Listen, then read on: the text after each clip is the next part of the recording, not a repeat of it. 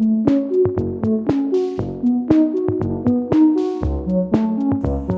7 की वर्कशीट है बच्चों।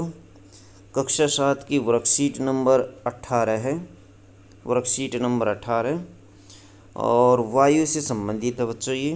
तो देखिए वायु के बारे में, इसमें मौसम और जलवायु के बारे में पढ़ेंगे। सबसे पहले सामाजिक विज्ञान की वर्कशीट है। देखिए मौसम क्या होता है। किसी नियत स्थान की नियत समय पर वायुमंडलीय स्थितियों को मौसम कहा जाता है। किसी भी स्थान की और किसी निश्चित समय की जो स्थितियाँ होती हैं, मौसम वायुमंडल की जो स्थितियाँ होती हैं उनको मौसम कहते हैं। एक नियत स्थान की दीर्घकाल, ये तो होती है छोटे समय की, जबकि ये होती है दीर्घकाल की, लंबे समय की अवधि होती है किसकी, मौसम की, उसको जलवायु कहते हैं। जैसे ही इसमें 25 वर्ष होते हैं लगभग, इसमें 1 साल हो सकता है बच्चों मौसम के अंदर। इसमें कभी भी परिवर्तन होता रहता है। जलवायु एक लंबे समय में होने वाली प्रक्रिया है और इसमें परिवर्तन कम होता है। ये लगभग 25 वर्ष या इससे अधिक की होती है।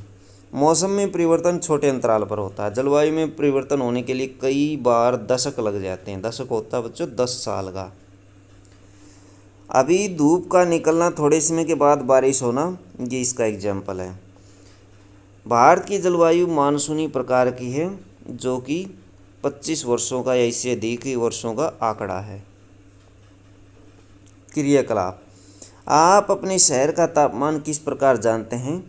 मौसम का पूर्वानुमान किस प्रकार सहायता कर सकता है बच्चों? टीवी के माध्यम से हम जानते हैं। टीवी पर बताया जाता है कि मिनिमम और मैक्सिमम टेम्परेचर कितना रहा।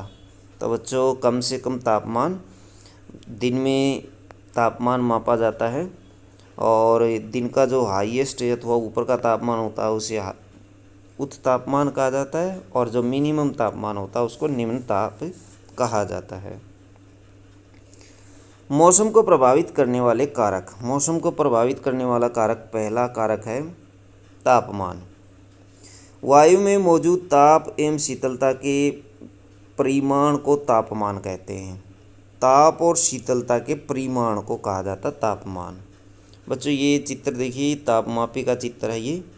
इसका उपयोग तापमान मापने के लिए होता है। तापमान को मापने के लिए की मानक इकाई डिग्री सेल्सियस होती है, ये देख सकते हैं। वायुमंडल का तापमान केवल दिन और रात में ही नहीं बदलता, बल्कि ऋतुओं के अनुसार भी बदलता रहता है। शीत ऋतु की अपेक्षा ग्रीष्म ऋतु में तापमान ज़्यादा होता है अथवा गर्म होता है मौसम। आतपन, ये देखिए बच्चों आतपन क्या होता है। आतपन एक महत्वपूर्ण कारक है जो तापमान के वितरण को प्रभावित करता है। सूर्य से आने वाली वह ऊर्जा जिसे पृथ्वी रोक लेती है आतपन कहलाती है। किसे कहते हैं बच्चों? सूर्य से आने वाली वह ऊर्जा से पृथ्वी रोक लेती है। पृथ्वी के रोकने की स्थिति को आतपन कहा जाता है। आतपन अथवा सूर्य तप।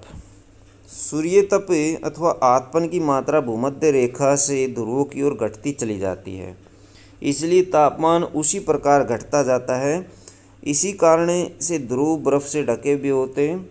यदि पृथ्वी का तापमान अत्यधिक बढ़ जाता है तो यह इतनी गर्मी हो जाएगी कि यहाँ पर कुछ फसलें नहीं उग सकेंगी। गाँव की अपेक्षा शहरों का तापमान अधिक होता है, क्योंकि शहरों में जनसंख्या अधिक होती है।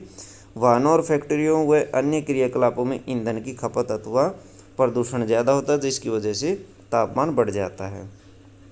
दूसरा कारक है बच्चों वायुदाब।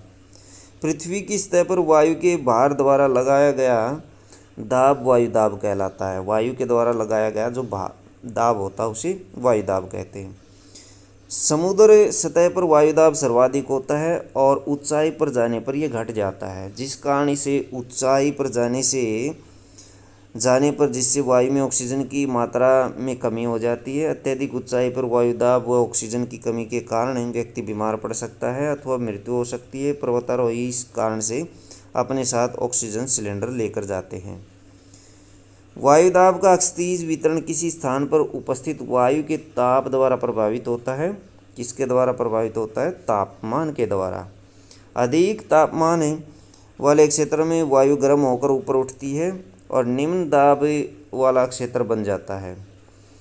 निम्न दाब बादल युक्त आकाश एवं नम मौसम के साथ जुड़ा होता है बच्चों। जहाँ तापमान अधिक हो जाता, गर्मी ज़्यादा हो जाती है, जिसकी वजह से निम्न दाब उत्पन्न होता है और वर्षा का कारण बनता है।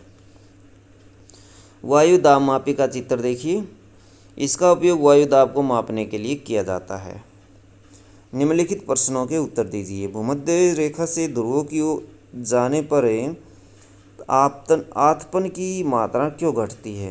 भूमध्य रेखा से जब ध्रुवों की तरफ जाते हैं तो आतपन की मात्रा क्यों घट जाती है बच्चों? ये आतपन जो है एक कारक होता है जो सूर्य से आने वाली गर्मी जब पृथ्वी पर गिरती है तो पृथ्वी उसे रोक लेती है। इस स्थिति को आतपन कहा जाता है। और जब हमें भूमध्य रेखा से सूर्य की तरफ जाते हैं, भूमध्य रेखा से ध्रुवों की तरफ जाते हैं तो क्या होता है बच्चों? तापमान घटता है, तापमान कम होता चला जाता है, तापमान कम होता है और ध्रुव, इसी वजह से ध्रुव बर्फ़ से ढके हुए हैं। तो बच्चों ये इसका आंसर है जो ब्रैकेट में लिया गया है। यदि पृथ्वी का तापमान अत्यधिक बढ़ जाता है तो गर्मी ज़्यादा हो जाएगी। यहाँ तक लाइन लिख लेंगे ये। तो बच्चों ज़्यादा ले लिया, ये यहाँ तक ये वाली लाइनें लिखेंगे इसमें। गांव की अपेक्षा शहरों में तापमान अधिक क्यों होता है? तो गांव में और शहरों में अंतर बताइए। तापमान के हिसाब से हम ये अंतर लिखेंगे। शहरों में जनसंख्या अधिक होती है, फैक्ट्रियाँ और वाहन ज़्यादा चलते हैं जिससे प्रदूषण होता है और तापमान बढ़ जाता है। ठंडे क्षेत्रों में किस प्रकार का वायुदाब किस प्रकार का होता है?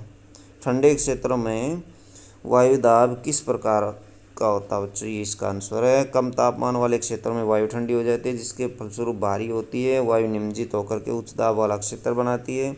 उच्च दाब के कारण स्पष्ट और स्वच्छ आकाश होता है। तो ये इसका आंसर है। तो बच्चों ये थी आपकी SST की वर्कशीट। वीडियो अच्छे लगे तो लाइक करें, हमारे चैनल को सब्सक्राइब करें।